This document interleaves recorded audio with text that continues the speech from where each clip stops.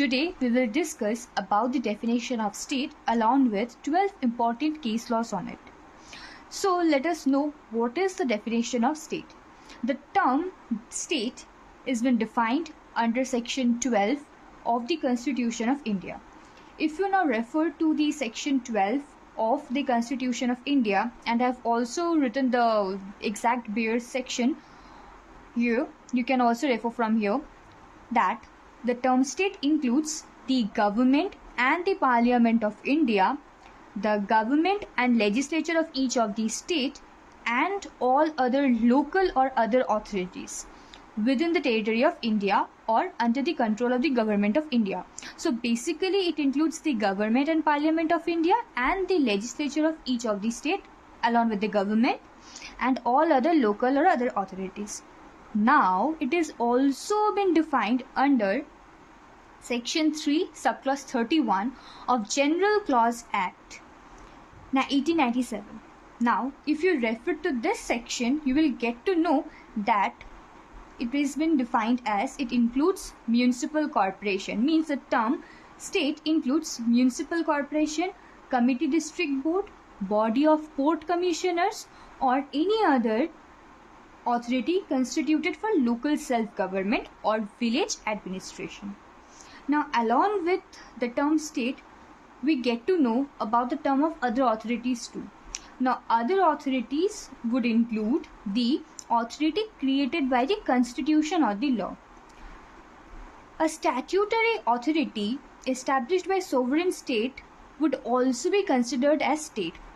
Meaning is that any body which is created by sovereign state, that is like India, the government of India, if the government of India has created any body under the statutory authority, okay, that is the rights given by the statute. If a body is created under the rights given by the statute, then that would also be considered as state. Okay, so now let's move on to the case laws. So the first case law on it is the University of Madras versus Shantabai. So basically in this case, the term state has been defined for the first time. The principle of ejusdem generis was laid down in this case. It was held that authorities of same nature can be included.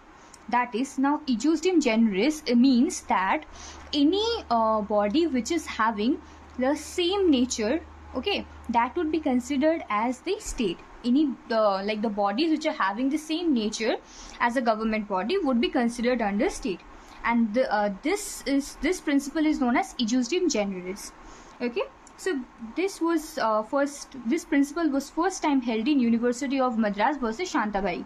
Okay, and it has been also mentioned that it would not include natural or juristic function unless it would be mentioned, that is mentioned by state. Okay, unless the state mentions, it would not include natural or juristic functions as a state. Okay, so your next case law is Ujjambai versus State of UP.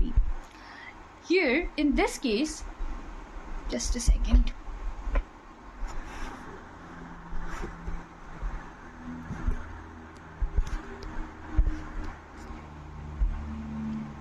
In this case, the interpretation which was given under Shantabai was rejected, and it was held that the bodies named under Article 12 does not have any common genus running through them, and that cannot be placed in a single category or any rational basis. Means in Ujjambai versus State of UP, the principle of ejusdem generis was rejected. Okay, it was held that bodies which are having same nature does not mean that body, all the bodies which are having same nature would be considered as state. Okay, next our case law is Electricity Board Rajasthan versus Mohandal.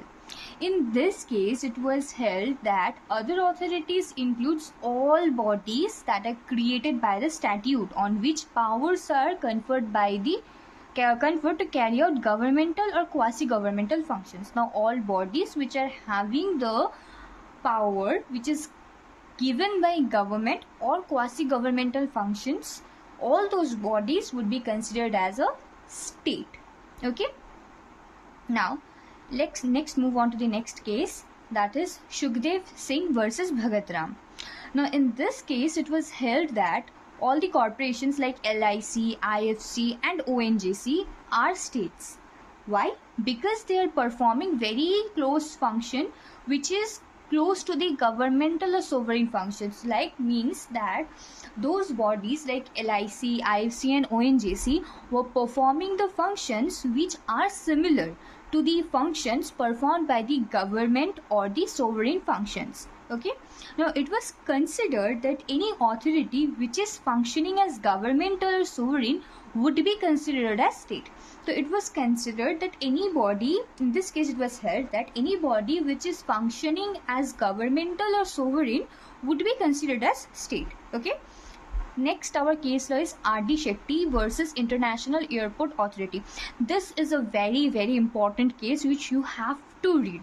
This is the most important case in this whole definition of state. You have to read it. This is the most important one. So, the case is R.D. Shetty versus International Airport Authority. So, in this case, what happened is, in this case, it was laid down that certain principles for an authority to be considered as a state are. So basically in this case certain principles were laid down which were considered as important to refer or to consider a body as a state. So what are the principles are? So the first principle is the entire share capital is held by the government. So the most important one is that the share capital has to be held by the government. And the next one is where the financial assistance of the state is so much as to meet almost entire expenditure of the corporation. Means the assistance of the state has to be so much that it can meet the entire expenditure of the corporation. Third is deep and passive control of the state. The body must have a deep and pervasive control of the state. Okay. Next is the functions of the corporation are of public importance and closely related to governmental function. The functions of the corporations has to be of public importance, that is which is helpful or beneficial for the public, and it is closely related to governmental functions. Your fifth one is a department of government transferred to a corporation. Okay, so the department has to be transferred to a corporation. And the sixth one is that the body must enjoy a monopoly status which state conferred on or is protected by it. Means the body must enjoy a monopoly status which is protected by the government. Okay. Now it has been said that if the above mentioned principles are followed by an authority, then that would be considered as a state. Your next case is Som Prakash versus Union of India. In this case, it was held that a public authority to be held as a body that performs public functions and which performs duties and carries out its transaction for the benefit of the state. Like Bharat Petroleum Corporation, for this reason was held to be state. So basically it says that a public authority can be held as a body or state when it performs public functions and also it performs duties and also carries out transactions for the benefit of the state. If a body does any act for the benefit of the state, then that would be considered as a state under the definition of state. And this is why Bharat Petroleum Corporation, you all know, right? I hope you all know this corporation, Bharat Petroleum Corporation, it has been considered as a state. Your next case is Ajay Hasia versus Khalid Mujib. Now this one is again a very, very important case law for the definition of state. In this, it was held that a society registered under Society Registration Act 1898 is a state. Okay. It has been said that court also held that the tests laid down in R.D. Shetty are not conclusive tests. Now they are merely indication which have to be used with mere care and caution. It would depend on the facts of the case for the final decision of considering it to be a state. So basically it says that the whatever principles has been laid down in R.D. Shetty, they are not conclusive state. Like based on that, you can't conclude a state as a you can't conclude a body as a state. Okay, you can take it as just you can take it as an indication, and if you want to use it, then you have to use it with care and caution. Ultimately, it would depend on the facts of the case for the final decision of considering it to be a state. Okay. Next case is Pradeep Kumar Vishwas versus Indian Institute of Chemical Biology. In this case, the judgment of Subhajit Tiwari case was overruled and CSIR, okay, was considered to be a state. It was held that the ultimate test in determining whether an entity would be an instrumentality of the state would be whether functionally, financially, and administratively the body was under the deep and pervasive control of the state. Okay, so for a body to be considered as a state, it has to be seen that the body is functionally, financially, and administratively and was under the control of the government. Then if it is under the control of the government, then it would be considered as a state. Your next case is Chandar Mohan Khanna versus NCERT. Now in this case, it was held that since NCERT was largely an autonomous body and the activities of NCERT was not wholly related to governmental functions, it would not be considered as state. So what we can conclude from it? We can conclude that for a authority or a body to be considered as state, it has to be seen that the functions of it are wholly related to the functions of the state. The functions of the body has to be related to the functions of the state. Then your next case is G Flames versus Union of India.